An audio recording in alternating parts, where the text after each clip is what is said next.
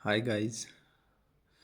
Last topic में हमने John Keats की बायोग्राफी और उनके वर्क्स के बारे में बात की थी। आज हम बात करेंगे जॉन कीट्स से रिलेटेड क्वेश्चन आंसर, ठीक है, जो कि बहुत इंपॉर्टेंट होने वाले हैं लेक्चरर 26 जुलाई 2026 के लिए। आप लोग भी मेरे साथ बने रहिए और जम के तैयारी कीजिएगा, ठीक है। फर्स्ट है, John Keats die died at the age of, किस एज में उनकी डेथ होती है? तो ये 26 या 25 के अराउंड होते हो तब उनकी डेथ होती है, ठीक है। सेकेंड है, with which of following poet do we associate the pictorial quality of poetry?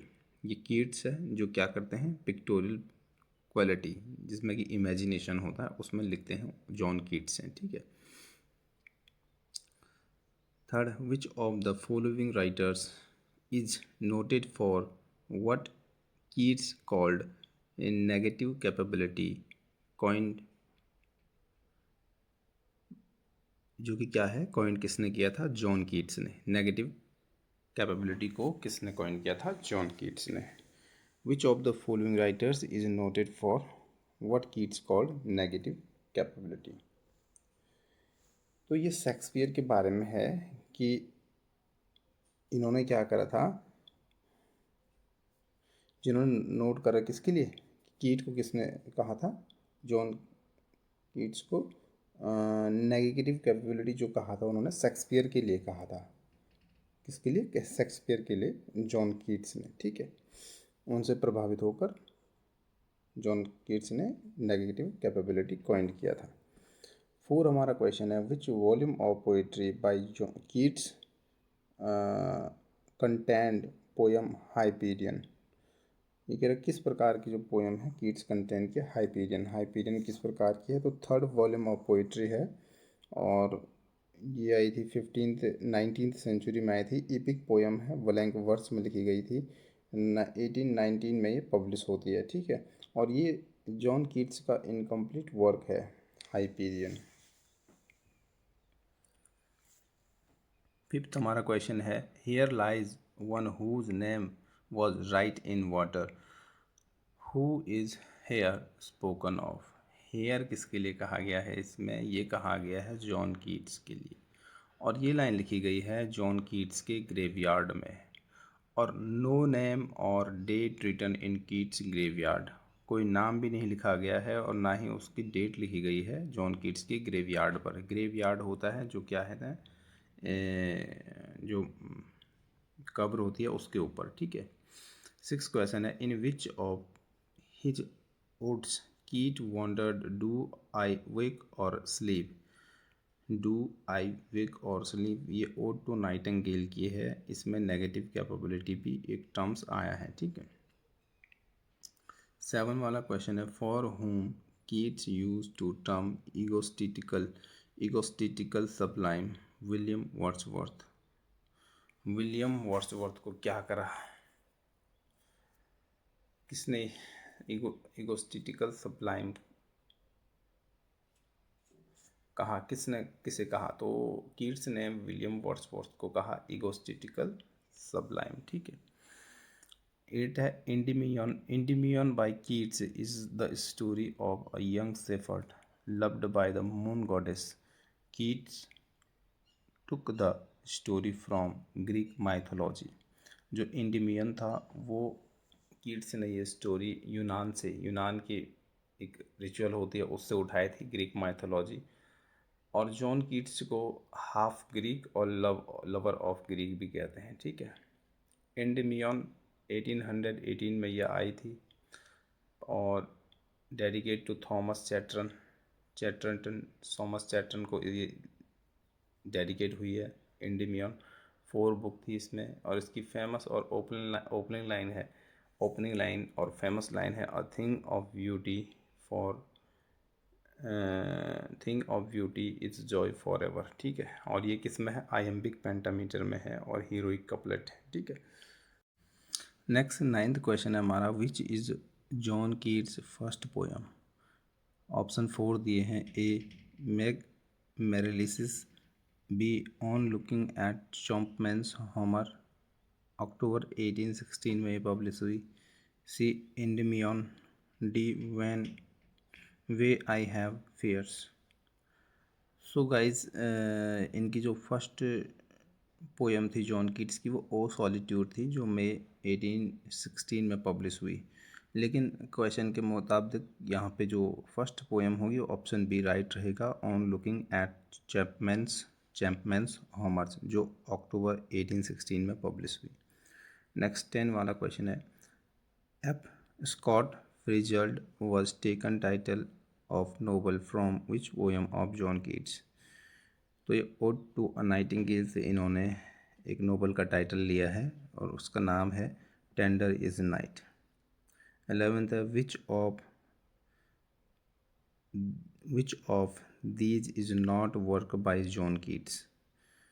तो टू नाइट पी.बी. शैली का है, जॉन कीट का नहीं है, ठीक है। ये ऑप्शन 4 थे, लेकिन मैंने डायरेक्ट इसमें क्या करा है, आंसर लिखा है टू नाइट, जो कि पी.बी. शैली का वर्क है। 1824 में ये आया था। पोर्ट ऑफ बासिल, ये भी किसका है, जॉन कीट्स का। 12 वाला है, Keats poetry is abundantly and enchantingly sensuous. Who has made this comment about poetry of Keats? Matthew enrolled बोलता है कीट्स को, ठीक है, abundantly and enchantingly sensuous। 13 है, a long romance entitled Endymion is written by John Keats ने लिखी है Endymion, ठीक है, ये लिखी है 1819 में पब्लिश हुई थी।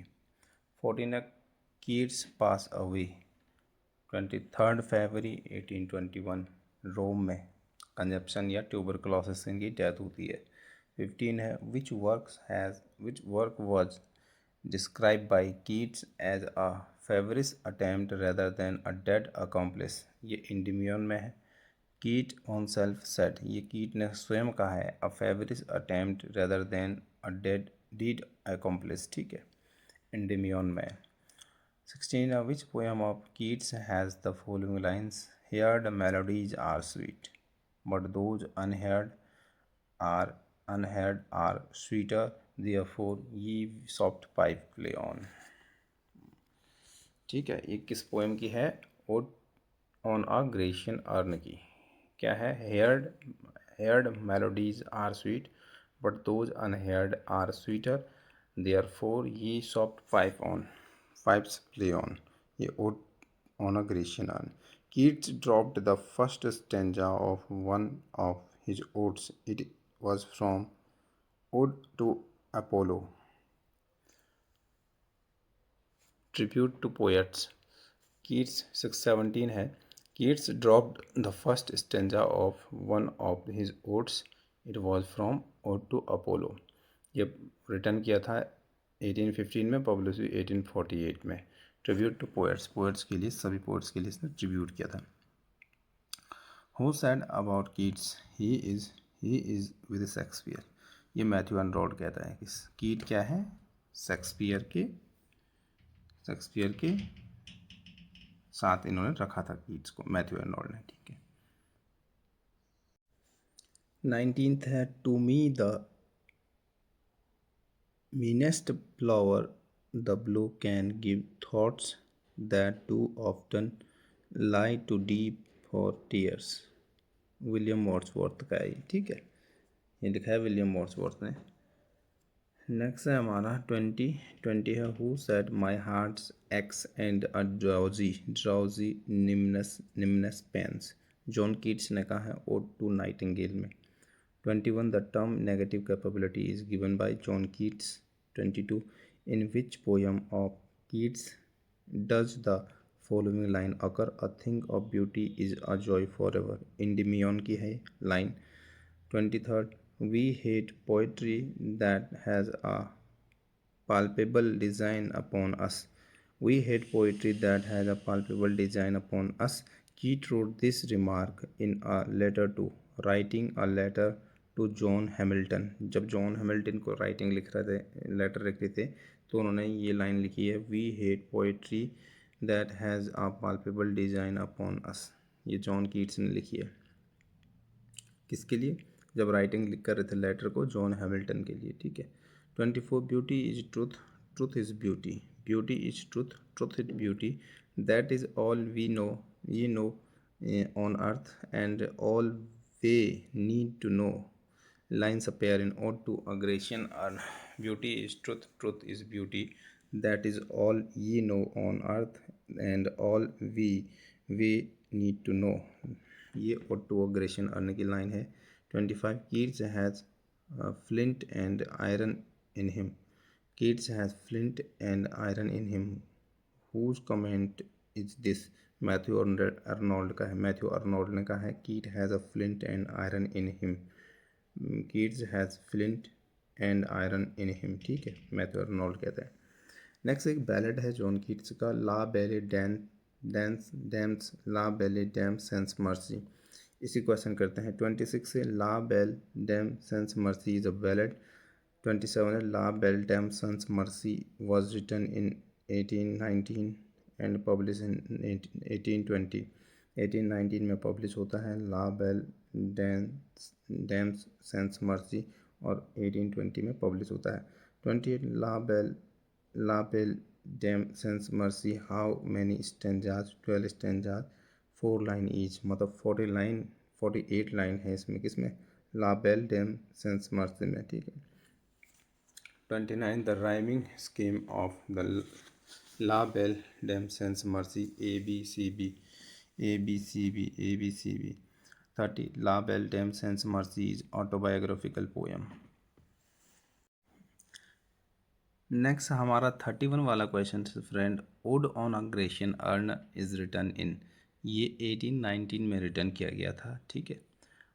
इससे ऊपर एक लाइन है, John Keats poetry should please by a fine excess, poetry क्या है, please by a fine excess है, ठीक है, जॉन कीट्स की लाइन है, poetry should please by a fine excess, ठीक है। 32 है, how many sonnets John Keats wrote, 61 sonnet लिखे थे जॉन कीट ने। 33 है हमारा, which year was the culminating year of Keats career, 1819 को क्लुमिनेटिंग ईयर्स कहते हैं कीट्स कैरियर का, ठीक है, इसमें क्योंकि इन्होंने सबसे ज़्यादा ओड्स लिखे थे। 34 है, what kind of poet was John Keats, romantic poet थे। 35 है, when Keats met Fanny Brown, 1818 में मिले and fall in love with her, उनके साथ लव में पड़ गए। 36 है हमारा, मदर नेम फ्रांसिस कीट्स थी, फादर नेम इनके थॉमस कीट्स था। 37 क्वेश्चन है, John Keats died 23 Feb 1821 in Rome, 25 years 3 months 23 days, तो ये क्या थे, 25 ईयर के थे, 3 month और 23 डेज के थे, ऑलमोस्ट 26 भी मान के चल सकते हैं हम इसे ना। तो इनकी डेथ होती है रोम इटली में और 23 Feb 1821 में इनकी डेथ होती है। वेरी इंपॉर्टेंट है, हाइपीरियन 1818 में आया था, इनकम्प्लीट वर्क है, इंस्पायर्ड बाय जॉन मिल्टन से, जॉन मिल्टन के पैराडाइज लॉस्ट से इंस्पायर्ड हुई थी, तब इन्होंने हाइपीरियन लिखी थी और ब्लैंक वर्स में लिखी थी, ठीक है। The fall of Hyperion a drama, ये भी है 1819 में, ठीक है, ये ऑथो द ग्रेट इनका एक क्लोजेट ड्रामा है, किसका, जॉन कीट्स का ऑथो द ग्रेट, 1819 में ये लिखा गया था। A work more regarding rather than performing, मतलब मोर, अच्छा क्लोजेट ड्रामा उसे कहते हैं जिसे क्या करा होता है, इस प्ले करने के बजाय, मतलब परफॉर्म करने के बजाय बहुत ज़्यादा पढ़ा गया हो, उसे कहते हैं क्लोजेट ड्रामा। वो क्या था, ऑथो द ग्रेट किसका है, जॉन कीट्स का, 1819 में पब्लिश होता है। John Keats epitaph, young English poet, here lies one whose name was writ in water, Protestant cemetery में था, ठीक है। 38 क्वेश्चन है, who said Keats was a Greek, तो पीबी शैली कहता है कीट क्या था, ग्रीक था। So thanks for watching guys, और ख़ासकर हमारे जो UKPSC लेक्चरर इंग्लिश के हैं उनके लिए थैंक यू फॉर सपोर्टिंग।